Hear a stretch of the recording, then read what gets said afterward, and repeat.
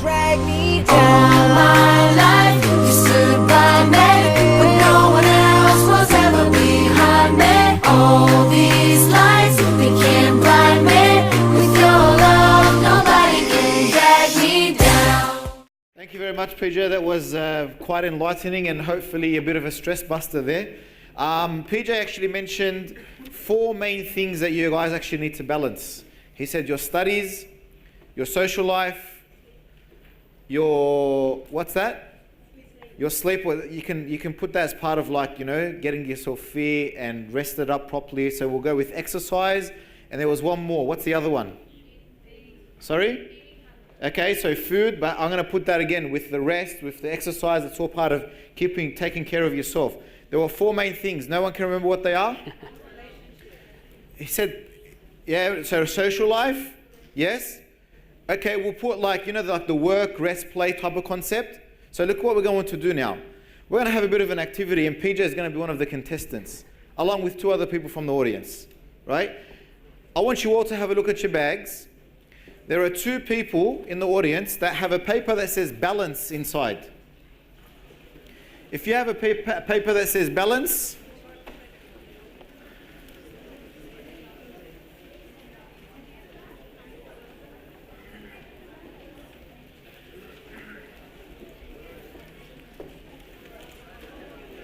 who's got balance? Balance. Sabiha, come on up. We've got 1 balance. Who else has got a balance?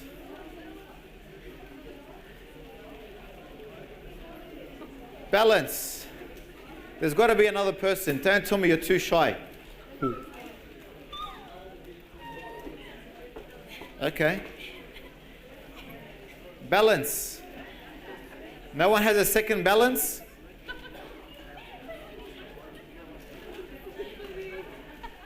You got it. Who's got it? Did you get the balance? No. Balance? Okay, this happened yesterday as well. It's not a problem. Where's Toby? Okay, spin around. You're going to pick somebody from the crowd at a random. Who's going to balance? Yep. Who did you point at? End of the row? Black shirt? I can't see because of the light. Yeah, come on up. Come on up. Give it a round of applause. All right. Now, is that Ayal? Oh, sorry. As they come up, the microphones are going to be coming as well. I'm going to have PJ standing here in the middle. I have one of our lovely ladies standing here on the left and another one on the right. And I'm going to tell you guys what you're actually going to be doing. It's going to be quite ambitious. Firstly, hang on to that. One of them. Whoop. One of them. One of them. Okay, we're not finished yet. Here we go. Hang on to... I'm going to destroy these bookshelves. Hang on to one of them. One of them. It's work, rest, play, right? So there's a bit of play. There's a bit of sport. He also said social life, didn't he?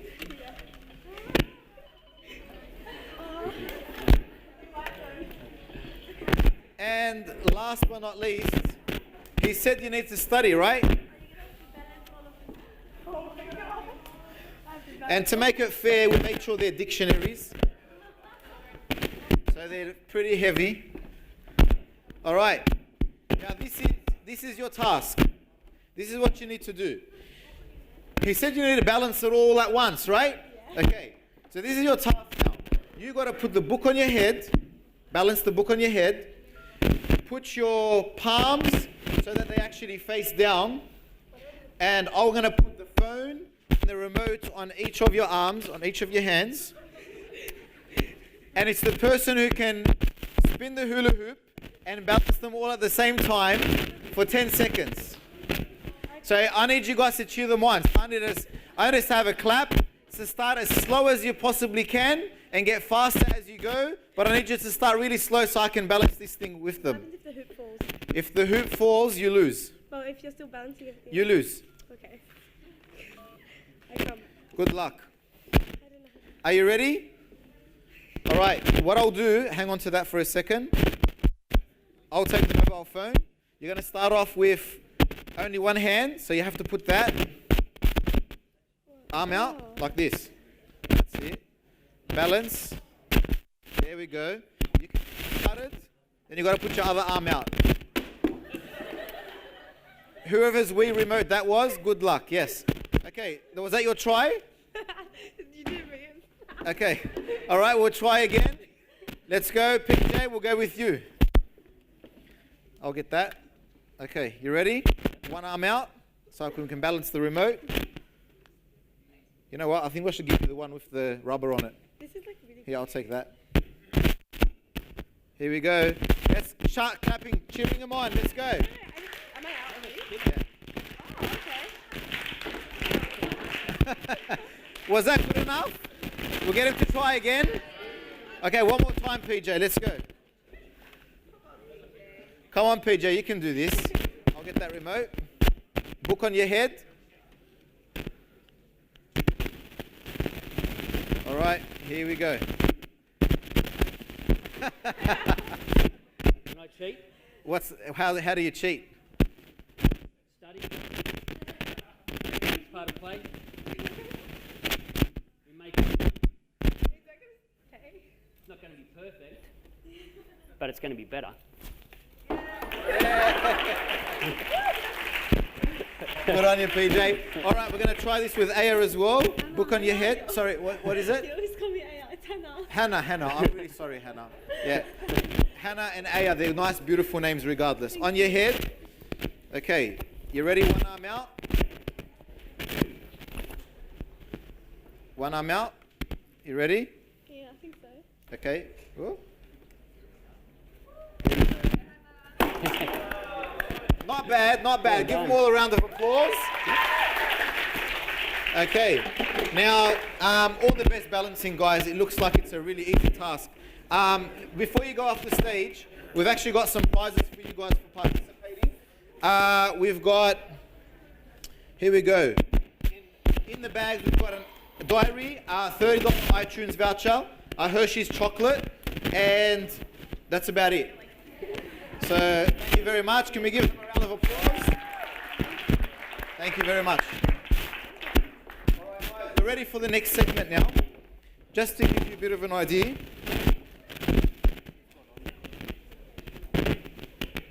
Okay. Let me just give you guys a bit of an idea. Yes? You are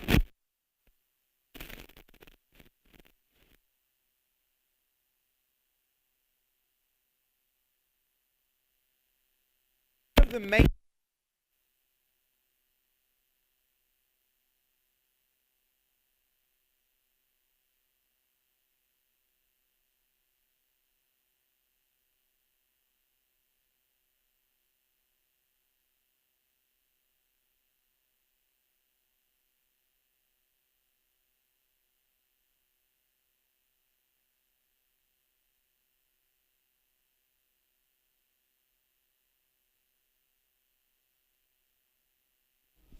they actually said it's too stressful, right? So how do we actually know, or how do we actually deal with our parents? Because we know that some of us, we have parents that's like, you better go there and study. If you don't go study right now, you don't even hear the rest of it. Do you know why? Because you're already in your room, right? You're actually already in your room, right? So Chris is actually going to come up onto the stage right now. He's going to tell us about exactly how to talk to parents and how we can actually deal with them. So thank you very much. Which one's which one? Left, right? Yeah, that's right. All right, cool. Is that coming? Yeah, it is. Is it okay for me to drink while I'm... Absolutely.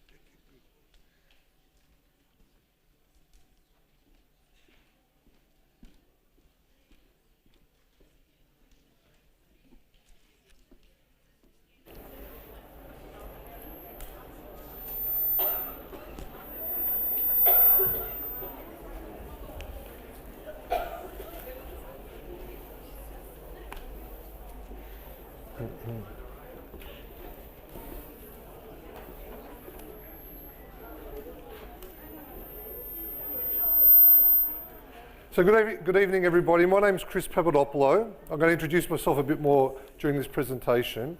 The idea of my talk tonight is to look at, let's say, the relationship between parent and son or daughter. The particular strains that may happen during the time of the HSC. Because quite often you'll get mum and dad saying, "Why aren't you studying?" And the response is something like, "Just leave me alone, get off my case." So we're going to look at that now and see what happens with the dynamics. Now, just a few words about me so that you know where I'm coming from. As I said, my name's Chris Papadopoulos, and at the moment I've just started actually working full-time at the college as the Director of Teaching and Learning. Still trying to work out exactly what that role means, but at the moment basically I'm looking at mentoring staff because I've been teaching for a while. I started when I was 6 years old and I've been teaching for 30 years. I've done many roles in my time. I've been the head of welfare, head of science, coordinator of academic programs, board of studies coordination, lots and lots of different things. I teach chemistry and physics, but having said all that, the most important thing for me is that I'm a parent of two boys. My wife and I have been very lucky that we've got two great sons. Both are at Macquarie University. That's Jonathan. Jonathan right now is right now he's in London. Okay, he's flown there for 4 days. He's staying at my cousin's place. He's actually over in the Netherlands studying law at the moment. So he's doing a double degree. He's doing international studies and law. And part of the international studies component is that you have to study 1 semester overseas. Now, because he's doing law as well, the law part takes over and is the most important part. So he has to study international law somewhere overseas. So he's in Netherlands at the moment, complaining about how bad the food is, complaining that he can't find any good Turkish coffee anywhere. But he's having a fantastic time. I haven't seen him since June. I mean, I've seen him on FaceTime. We FaceTime every week. But I haven't had a big hug from him since June. He's 23 now, and hopefully, all going well, he'll be home January 18 next year. So very much looking forward to see him again. That's Marcus. Marcus is younger. He's actually in his last few weeks right now. He's finishing up his psychology degree. Two very different boys. Let me tell you something about them. Jonathan was school captain at his school. Took the role very, very seriously. Jonathan is, I would say, gifted in terms of he's smarter than average, right? Marcus, average student, right? To get the results that he needed, he had to put in a lot of effort. It's not that Jonathan didn't put the effort in, it's just that because Jonathan took his role as school captain so seriously, in the end he didn't actually achieve the result that he wanted. Jonathan always wanted to do law. Didn't get in. Missed out by 1 ATAR point. He was devastated, the poor kid. And I remember saying to him, "Mate, don't worry about it. You got into the international studies, make sure you do really, really well. Get at least credits in everything, and you'll be able to transfer really easily." And he did. He was still able to get into law. He'll hopefully finish at the end of next year. Marcus, on the other hand, we always said, he'll do okay. We didn't expect that much from him. He knew it. He knew he had to study hard. He got an ATAR of 96.55. Shocked, but obviously very happy, right? His lowest mark was 89 in general maths. Everything else, he got a band 6. Hard work, right? And the hard work, and I'll describe the sort of hard work that he did, but the point was, both of them, to their credit, and as much as I said Jonathan didn't put all that as much effort as what he could have, he still put his effort into being school captain. And I'm proud of both of them because even though they're both very, very different, they both applied themselves. They're both at university, doing really, really well, and hopefully, laying the foundation of their future. The irony of it is, they don't even remember their HSC anymore. I mean, what you've got to understand is the HSC right now is just the next step. Everything along the way is another step. The HSC is your next step. Then after that, you go to uni. They don't tend to say, so what ATAR did you get? People don't talk about stuff like that because it's the next step and you get on with it. But we've got to get through the HSC first. So I've had 30 years of experience as a teacher with the HSC, but I've also had 2 lots of experiences as a parent, which actually made it really interesting. Because I know the HSC is stressful. As a teacher, I stress over the HSC because I'm doing my absolute best for my students and I want them to do really well. So I'm feeling the stress. Students obviously feel the stress as well. HSC is stressful obviously for the student because I think with the student, they think, oh my gosh, I don't know what I'm doing here. I really want to do well, but I'm not exactly sure what I'm doing. I need to get good results, but I really don't know how. I don't know who to turn to. I don't feel like anyone can help me. So it causes confusion and frustration. But then the HSC is also stressful for the parent because they want their son or daughter to do really well. And they keep saying, well, if you want to do well, you're going to have to study. Parents get frustrated as well because the student wants to study if they're serious, but they're not quite sure what they want to do or how to do it. So your beautiful child turns from that into that. And as a parent, you feel really bad because you can see that this is happening, but maybe you'd be confused and you don't know how to support your son or your daughter. This really happened. I remember when it was with Marcus, who, as I said, put in an incredible amount of effort to get a great ATAR. His mum cooked his favourite dinner, which happens to be chicken schnitzel with chips, right? Loves his chicken schnitzel.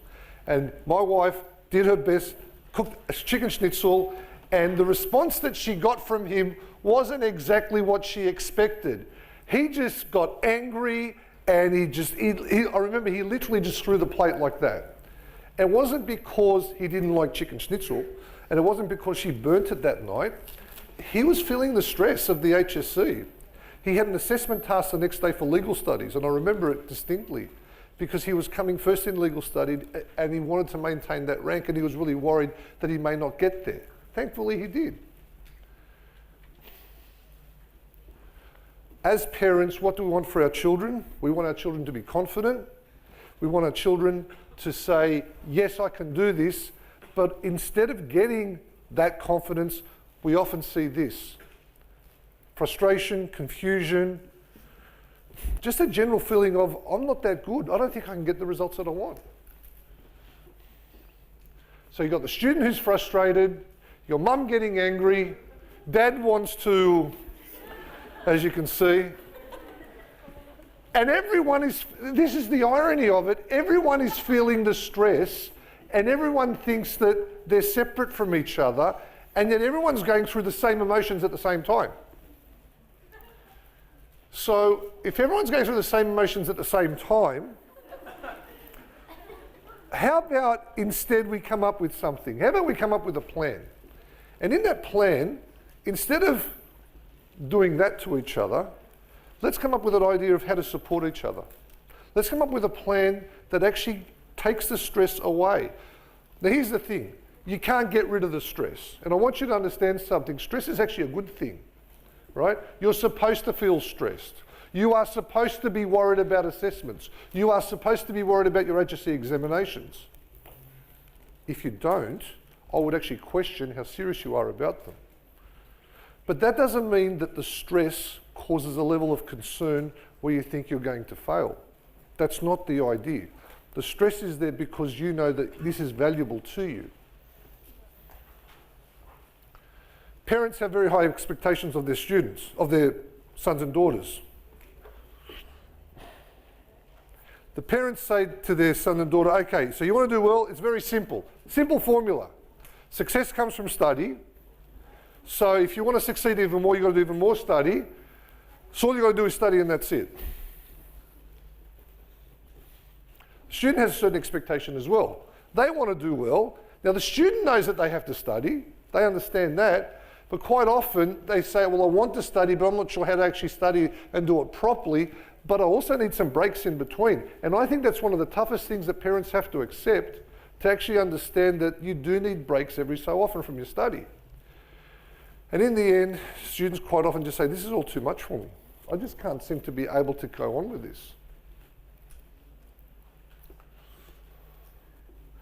As I've said already, to succeed at the HSC, it's actually a team effort.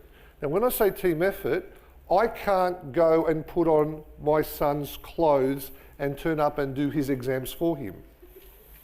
Okay, and I say that to my students too. I tell them, I can't put your clothes on and turn up and do your exams. That's not possible. But as a team, we can work together.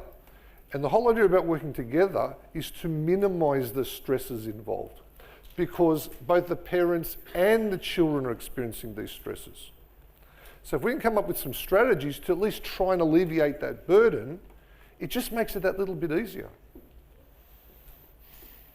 Now, the first thing that a student has to do is they've got to accept their responsibilities. The HSC is the priority here. Now, understand something. When I say priority, I really do mean priority. It has to be the focus. If you're serious about what you want to do and go on, you have to look at this as a priority. It is a priority for now. As I said, it's the first step of what will come next. And at the moment, HSC is going to get you there, so you need to focus on it. Yes, you need to study, obviously. Now, I can tell you this. I've been lucky enough to have taught 2 students who've topped the state in subjects, all right? One student I taught, she came first in physics in the state. The other student who I taught, she didn't just come first in chemistry, she was actually the #1 student overall that year. Like the top student of everything in the state. Don't get me wrong when I say this, freak of nature. All right, and I mean that in the nicest possible way, because I remember I was coaching this girl for Chemistry Olympiad. I don't know if you're familiar with the Chemistry Olympiad. It's an international competition. And I remember saying to her, look, Liz, I can't teach you anything else. You actually know all the chemistry that I know now. I mean, she said, I still want to do more. I said, I can get you textbooks. She said, I'll do it on my own. I said, I'll help you. She said, it's okay, I think I can do it on my own. She did. She actually ended up going to Mumbai, where the international competition was that year. She was the first person ever from Australia to go to an international event and win the gold medal in the Chemistry Olympiad. She's now a professor at Sydney University. She got a PhD before she was 29. Freak of nature. And like I said, I mean that in the nicest possible way. The thing that I really respect about her and the other student was the fact that they still studied. I mean, they were incredible, and they are still incredibly intelligent people, but they didn't rely on their incredible intelligence.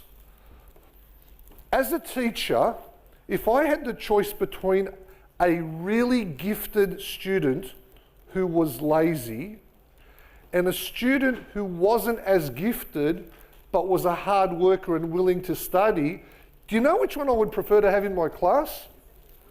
The second one, because of the fact that they're the hard worker. Now, I've seen students who you would say, you know what, that student is really brainy and they keep getting stuff really quickly. That student is bound to be a success in the HSC. And another student you think, you know, that one's a bit slower, doesn't seem to get it straight away, probably isn't going to be that successful. And yet the ones that you don't seem to expect to succeed are the ones who do succeed. Like I said, my son Marcus, he was one of them. I knew all along he wasn't that naturally gifted, and yet he still did really well in the HSC. Why? Because of the fact that he knew he had to study. He put in a lot of effort. One thing I used to love, every Friday night, him and his friends would go to someone's house, and there was a particular subject they would study that night. And Friday nights at our place was always legal studies. So his friends, they'd be sitting around the dining room table. They start from 4:30 to 6:30, asking questions to each other. What does this mean? What does that mean? I had no idea what was going on. It was legal studies. But I did know at 6:30 I had to ring up Domino's to get the pizzas. And then after the pizzas, they would watch a couple of DVDs, and then everyone would go home. It was a fun social night, but they were studying. And that's the point. It didn't worry me that they were having fun afterwards, because they earned that fun. They'd put in the effort. This is a saying that I always tell my students. You don't study for exams, you study. Up until year 10, talking to students now, because I don't think the parents would remember this far back. Sorry, parents. When you did all right in year 10, Okay, when you said, I'm going to study for my exams, Mum would say, okay, you got exams coming up. Yeah, Mum, we'll start studying. Year 10, don't worry about it. 1 week out from the exams, your mum, isn't your exams come up? Yeah, Mum, I'll study, don't worry. Night before the year 10 exams, yeah? I better start studying. And what does study mean in year 10? I summarised my notes. I studied. I summarised my notes. And you do okay in year 10, not an issue. Year 11 comes along and you do the same sort of thing. But you do your half-yearly exams and you don't get the same sort of results. And you think, hang on, I did what I did back in year 10. I did okay in year 10. Why am I doing okay in year 11? And the answer is very simple. It's because you're still doing the same sort of thing. Year 11 is a totally different beast to year 10. Year 12 is totally different to year 11. You don't just study when an exam's coming up. You have to get into the habit of study. Now, don't get me wrong, because this is what I'm worried about. The parents are going to misinterpret what I'm saying here. I'm not saying 5 to 6 hours of study every night. What I'm saying is this. The study that you do has to be effective and efficient. It doesn't require 5 to 6 hours a night. What it does require is that you study properly. And I think the biggest mistake that students make is they say, oh, I studied because I summarised my notes. The formula that I always give is this: for every 1 hour study time, I don't care what the subject is, for every 1 hour, 15 minutes, you summarise notes. 45 minutes, you practice the questions. It is very, very rare in exam where they ask you to define something. It is far more common where they ask you to apply your knowledge. And the only way you're going to get good at applying knowledge is by practicing. And the only way you can do a bit of practice is when you do your study. The simple analogy I would give you is this. I'm guessing right now most of you students are close to already have your L's. Hands up anyone who's got their L's at the moment. Yeah? I bet you and your parents are spending some real quality time in the car at the moment, aren't you? Yeah. I spent quality time with my sons too. It was great. I think I still had the fingerprints on the dashboard, just holding on like that. Now, when the time came and they both finally went to get their P's, right? Think about this. So you've done your 120 hours, whatever it is at the moment. The driver, you're going for your thing, getting a test for the P's. The driving instructor says to you, right, I want you to turn right down that street, please. And you say, look, I'm really sorry. When I used to go driving with Dad, we used to go driving down that street. Can we turn left down there instead? How do you think that driving inspector is going to respond? Yeah, not real well. Now think about this. It doesn't matter if you turn right down that street that you've never been down before. So what? You've driven down other streets. You know the road rules. You know that the footpath is designed for pedestrians, not for cars, right? So you drive accordingly. Why do you study? To do lots of questions so that when someone comes up with a question that you've never seen before, also known as the HSC, you just do it because you've practiced so many questions in the past. It's not knowledge that is important, it's the application of knowledge that matters. That's what gets you your marks. That's what you do in your study, and this has to become part of your practice. Not just for subjects like mine, chemistry and physics, all subjects. That's how you learn, by actually applying yourself. Learn the theory, then focus on the application, as I've just said. Here's the other thing. It's a full-time job. Now, when I say it's a full-time job, that does not mean, again, 6 hours of study every night, no matter what. You've got a part-time job, fantastic. You play sport, brilliant. You do music, watch movies, whatever.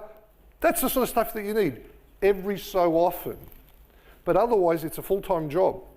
One of the hardest things that you will find is when term 3 finishes. And you have that little sort of break in between. And you've got 2 weeks of holidays and 1 week, then the HSC starts. I said to both of my sons, here's what you do during those 3 weeks. You get up at 7 o'clock in the morning. You have a shower because you stink. You have breakfast, and then you go into your study and you start doing your work. You will do 2 papers a day. You will then mark those papers, and if you do that well, 2-3 hours of paper, there's 6 hours. plus checking all the answers, there's another 2 hours. That's 8 hours. That's a full-time job. And once you've done that, guess what you can do at night? I don't care. Watch a movie, ring up your mates. That's fine. You've put in your 8 hours for that day. You do that 8 hours a day, 7 days a week, 8 times 7, there's 56 hours. You do that for 3 weeks straight, that's 180 hours. Don't tell me that's not effective. Absolutely it is. It's a full-time job. That's how you've got to look at it. But when people have full-time jobs, they still have breaks every so often. You've got to look at that too. Have your breaks. I love that saying. Ed Macaulay was a professional basketballer in America in the 1940s and 50s. When you are not practicing, remember someone somewhere is practicing, and when you meet him, he will win. Do you understand what that means in the HSC context? When you do your HSC, all you think about are the people at your school. Please understand something. There's at least 30,000 other students who are also doing their HSC. You're up against them as well. And the thing is this, right? When people say, oh, I'm hopeless, or I'm not really doing well, I'm coming last. You know what? Coming last in your class might be fantastic, because your class might actually be the best class in the whole state. You don't know. All you know is this, and this is the one thing that you do know. Your results will reflect your effort. Your results will reflect your effort. You put in the effort, you'll get better results. I can't say by you putting in the effort you'll get 100%. That's impossible for me to say. But what I can say is if you put your effort in, you'll get your best possible results. You have to treat it like a full-time job. This is important. Maintain good health. You've got to look after your nutrition. You've got to get your sleep. You've got to rest. If you play a bit of sport, do a bit of that too. If you've got a full-time job, that's fine, but you've got to look after your body to be able to do that job. Reward yourself every so often. You need a bit of personal time. The one thing I actually said to my sons, personal time, don't read. You've done all this reading already. Don't read if you find that it's too difficult for you to focus. The elder son loved reading. He would still read his novels. The younger son used to love the YouTube film clips. I don't care what you do, have a bit of a break. Every so often, that's fine. But it's a reward, right? It's a privilege, it's not a right.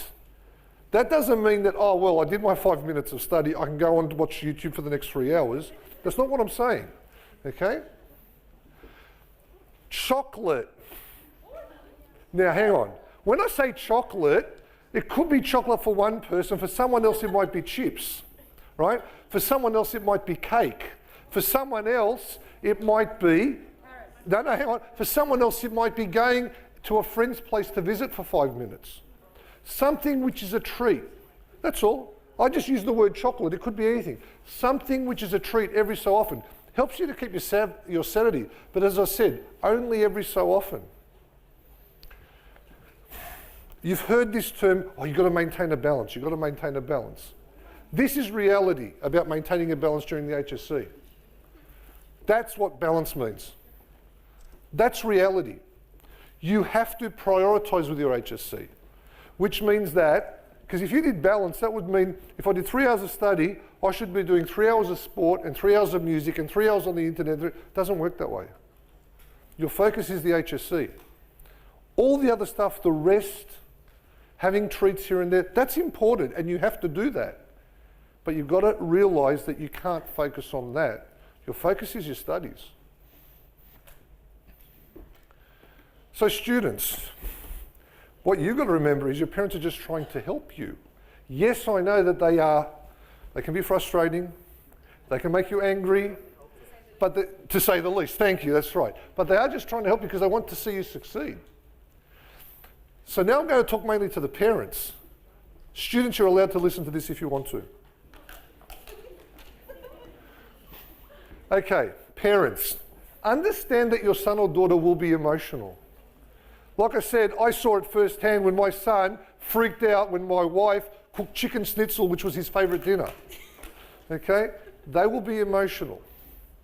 So create an environment where work can be done. This was a classic example of what happened at our place. The eldest son wanted his own study room, which we were able to organise. He wanted no one else in that room. No television was allowed to be heard, no music, that was his room. The youngest son, however, he decided to take over the dining table, right? Which was a bit awkward because the dining table's in the middle of the house, but no, it's mine. Both of them, however, had one thing in common. They both had piles of stuff. Does anybody use that sort of filing system? Piles? Yeah, you do? Yeah, good. And I remember my wife, who's a very neat freak, tried to adjust the files. I just heard the responses. Yeah, don't go there. Don't go there, right? Parents, accept the fact that that is the filing system that your sons and daughters will use. And somehow, magically, they'll know where stuff is and they will find it. They may not find it straight away, but they'll find it, okay? So allow them to have that luxury, please. Don't argue over stuff like the piles. Acknowledge their hard work. Your sons and daughters will be working hard if they're serious. Tell them, look, we've seen you working hard. It's really good what you're doing. Have conversations with them and tell them how proud you are of them. If there's one thing I can guarantee you, and I did this all, and I still do it with both my sons, I tell them how much I love them, I tell them how proud I am of them. I tell them, I did better than my dad, I hope you guys do better than me. That every time, every generation goes on, you get better and better. There are more and more opportunities that come your way. Ask them if they need any help. Textbooks, summary guides. They don't have to do chores around the house because they're getting ready for assessments. Don't worry about washing the dishes tonight. Now give them a break. Don't put that sort of other stresses on them that otherwise could normally be there. This is a very important one that I encourage students to remember. Parents, please ask your children to get feedback from their teachers. Feedback is so important. You know the old saying, if at first you don't succeed, try again? Waste of time. Let me explain to you why. If you don't succeed at first, and then you do exactly the same thing again, why should you succeed the second time? If you tried something and it didn't work, ask someone to help you. Ask someone to help you do it better. Ask someone to show you the correct way of doing something.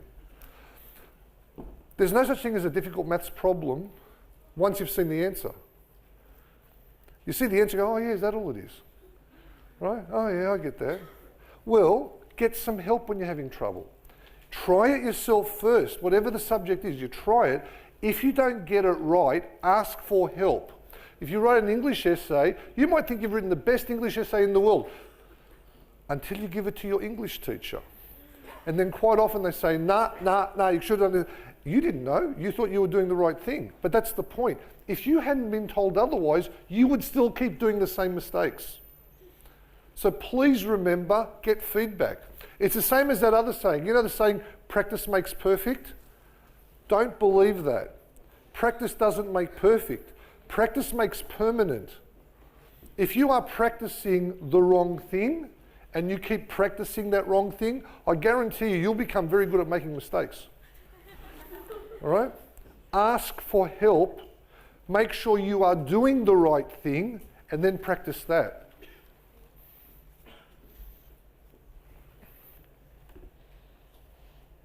Show interest in their work. Like I said, now I'm a physics and chemistry teacher. Both my sons did not do any science in their HSC. Didn't worry me. My father was a car mechanic and an auto electrician. I wasn't interested as a kid in cars. It didn't matter. The thing was, I was still interested in their work. I would ask them, what's going on? Are there any information evenings going on at school? What sort of information are you getting from your careers advisor?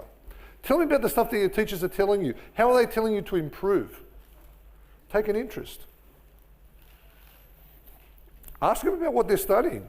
I can remember once my eldest one, because they both did legal studies, the eldest one talking about a particular thing they'd been studying in class. He got so angry about what the teacher had said. Dad, it's not fair, and I can't believe the law's like that, and that's not fair to people. And I thought, this is awesome. Because he was verbalising what he felt, and he became really passionate about it, and that's hopefully the direction that he's actually going to take with law. He's really interested in equity law. You know, looking at fairness to people no matter who they are, their backgrounds, their faith, their gender. That's the stuff that he really is passionate about.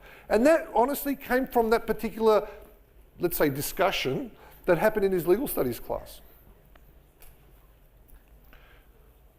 Ask them how they're going. It's a simple question like that. offer to help, but be realistic about it, because as I said, I couldn't help them when it came to their legal studies. My background is in science. I don't know if you can see that little cartoon there.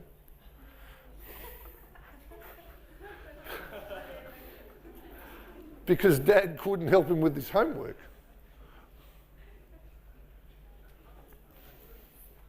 I would ask questions, and that's how I would show an interest. And something that I would actually help them do, if they were doing a presentation, I'd ask them to present it to me. If they were doing a particular assessment, I'd ask them to show it to me. And you know why I would do that? Because as a teacher, I knew a very important trick. And the students, this is important. And parents, you need to know this. You may not know this. For a lot of assessment tasks, the students are actually given marking schemes. This is how you will be marked. I don't know why. A lot of students forget to refer to the marking scheme. If it says you have to do this to get 5 marks in this section, and a student doesn't do it, it's ridiculous. The teacher's told you what to do. So one thing that a parent can do, show me the marking scheme. Do you think what you've just done actually addresses what's here? You may not even know what it means, parents, but that doesn't matter. You're involving yourself in the process. And one thing that's really important is you get your son or daughter to verbalise. By verbalising, it actually helps them to show how they understand what's going on. This is the big one. Allow your sons and daughters to have breaks. The brain is like a sponge. It will soak things up, but eventually, like that sponge, it will only soak up so much and it won't soak up anymore. If you lock a student in a room for 4 or 5 hours every night, I guarantee you out of that 4 or 5 hours, if you're trying to force them to study, they may get 20 minutes. Number one, you're forcing them to do something they don't want to do. Number two, it's too long. It's not effective. You've got to come up with a plan, and that plan has to involve effective study. Every so often you do need a chance to relax. TV, movies, chat, whatever. But you definitely need that. Having said that, of course, as I said before, it's something that the parents have to be responsible about and monitor. You don't want the habit of taking breaks to take over from the study. So students, you've got to realise that's your responsibility as well.